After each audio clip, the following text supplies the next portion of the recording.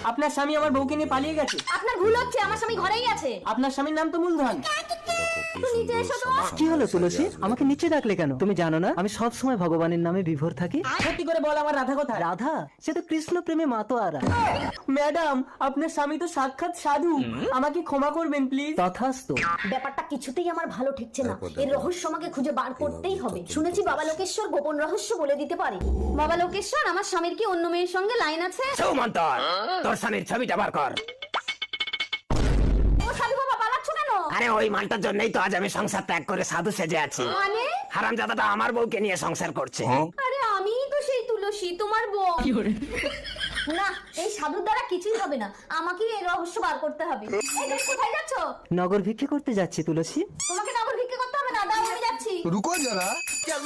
রাধা বেরিয়ে এসো, পুরো ঘর ফাঁকা, আমি আর তুমি। আপনার স্বামী আমার বউকে